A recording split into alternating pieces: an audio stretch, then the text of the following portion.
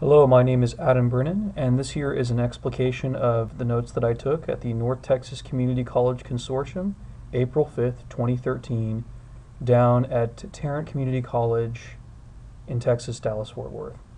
So, let's just go ahead and move right along here. The title of the keynote presentation was Promoting Increased Student Persistence and Success, Developmental Education and TSI Updates. TSI, as I define in my notes later, stands for Texas Success Initiative.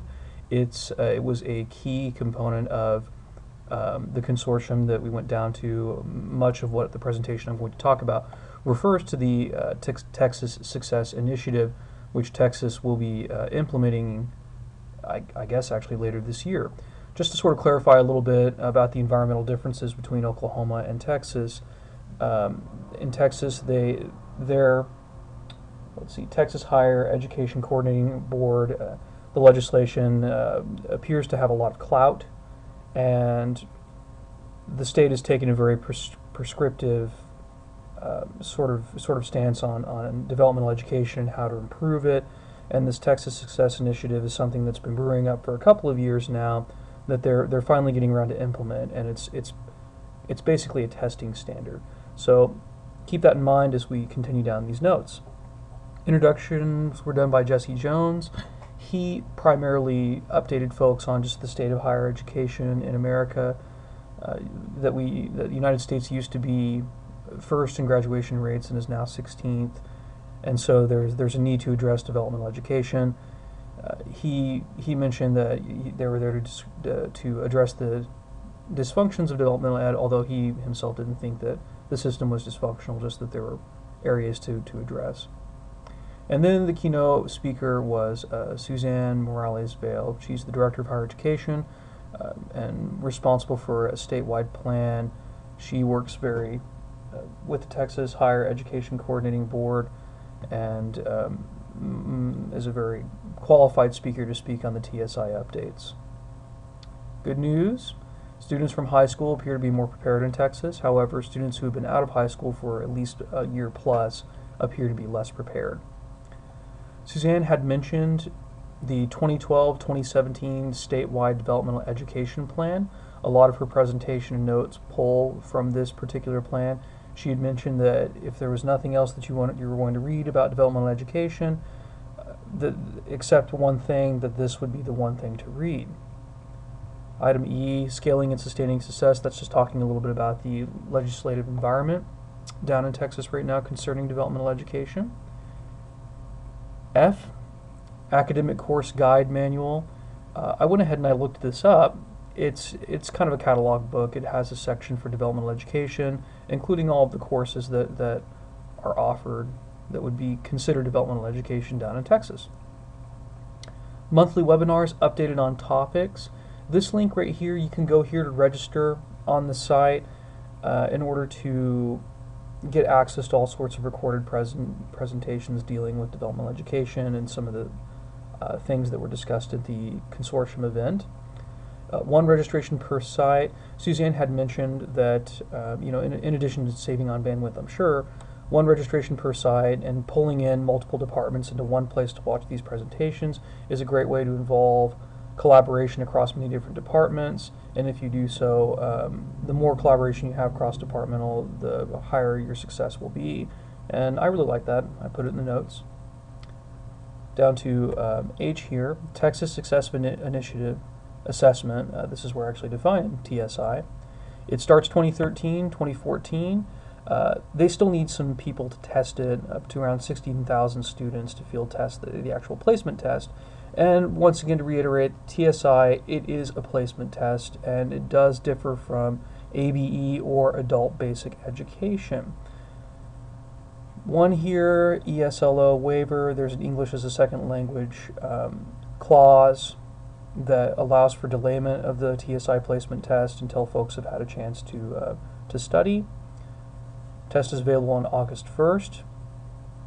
And down here to number 3, something that I really liked is the entire point is Texas is moving to this one assessment instrument, and it is designed to determine what your college readiness levels are. That's the definition that they're using. Developmental education is defined by them as being within 2 years of college ready. The TSI produces a diagnostic profile. One thing that I thought was very interesting was that the TSI does take into account non-cognitive factors, family life issues, not just how well you actually answer the questions, but what your life is like. And as we all know, a student who's working 40 hours a week, who has children, is, may, even though they may test the same answers as a student who works 16 hours a week and has no children, their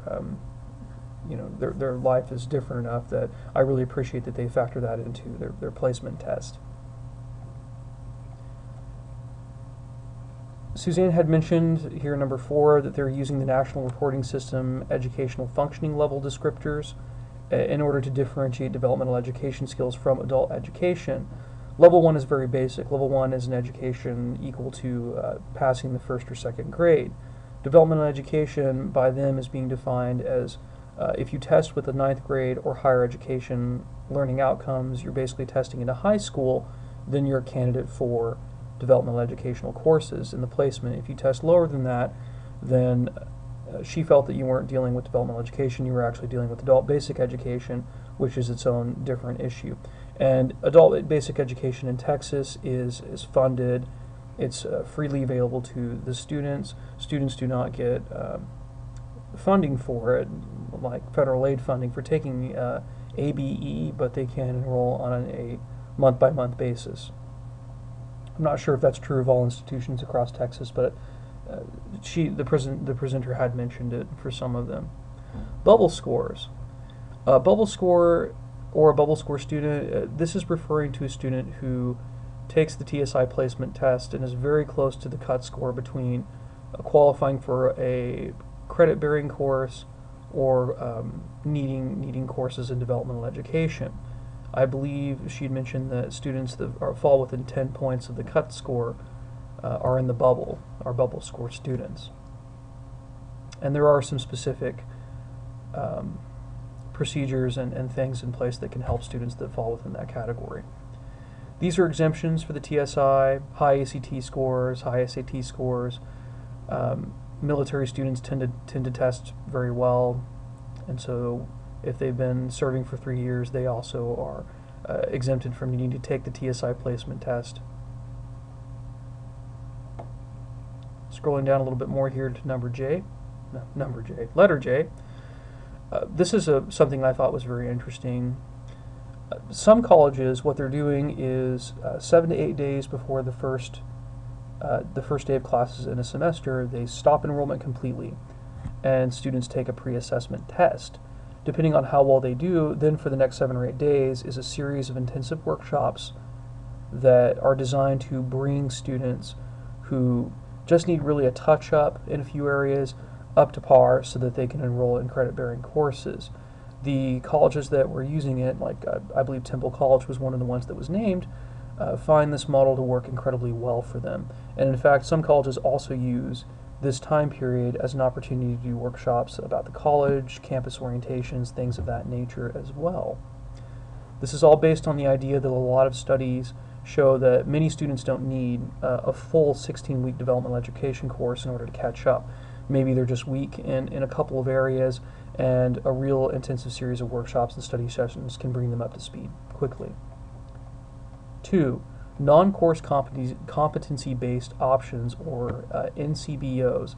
These are things like boot camp-like activities, workshop-like activities.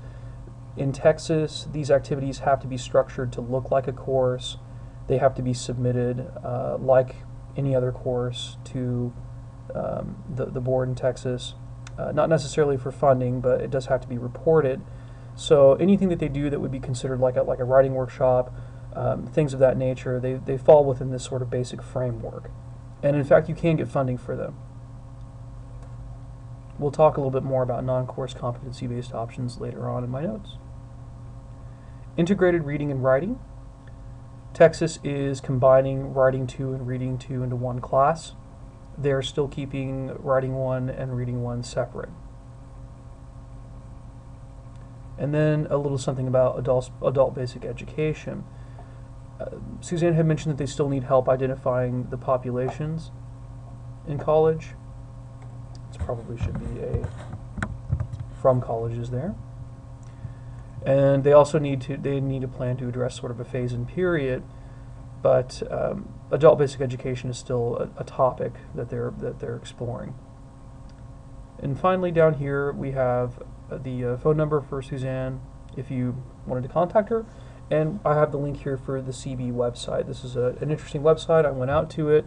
If you do go out to this website and you're interested in looking for resources on developmental education, please look under the P16 initiatives in the navigation bar. That's where they list their workshops and much of the information that was covered in this presentation. Scrolling down, I'd like to talk a little bit about session 1. I attended 2 sessions. The 2 sessions I attended were addressing very, very general issues. The first one was Bridging the Gap in Developmental Education. Speaker from El Centro College. The speaker was talking about how to connect your developmental education program to the rest of the curriculum at your college and how to bridge the gap between Dev Ed and credit-bearing courses.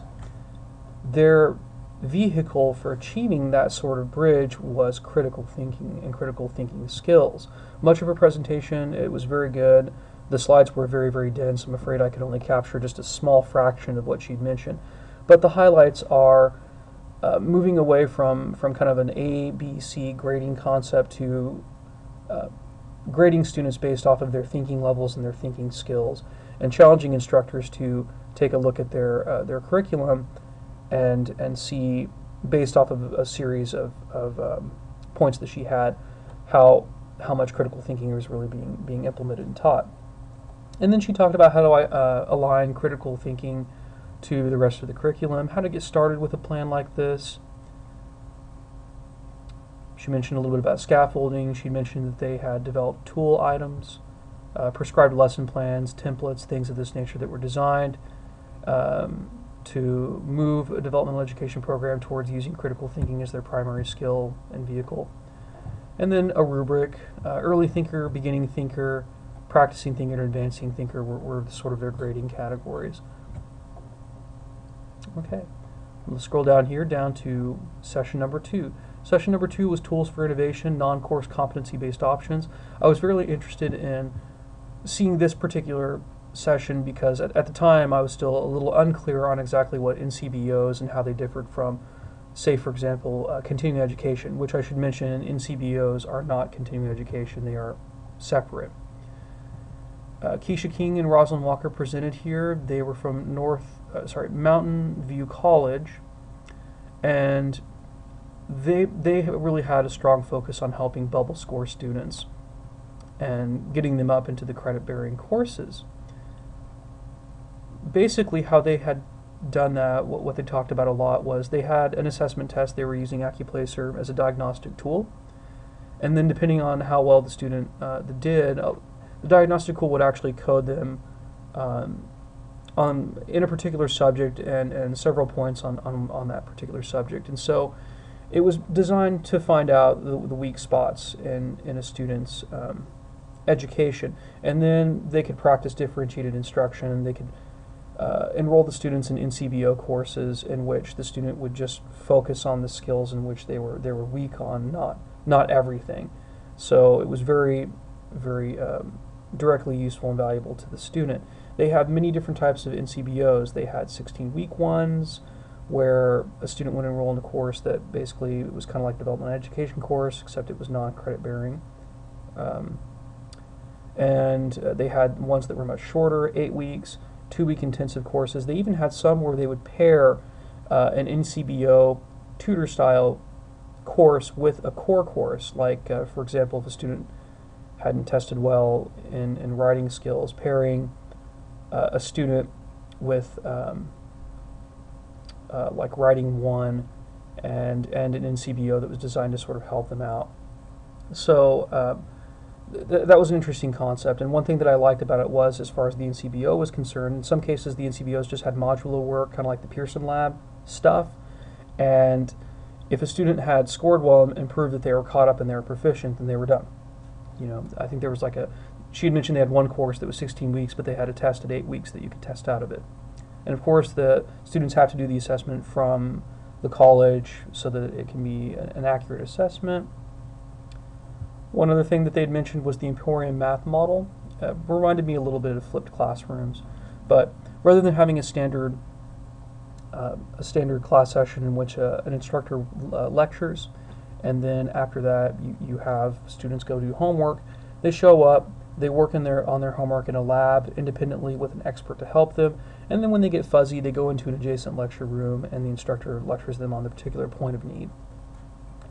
First year experience, one thing that I did like that Mountain View is doing is they place a lot of emphasis on how important their placement test is and the pre-assessment process. They have YouTube videos, that stands for YouTube for the win. They have YouTube videos on AccuPlacer, how to prepare for it, how to get ready for it, and they also do boot camps on how to prepare and take the test so that students understand how important it really is. Well, that's the end of my notes right here. I hope they've been helpful to you and will continue to be helpful through the fog of time. Thank you very much for listening, and goodbye.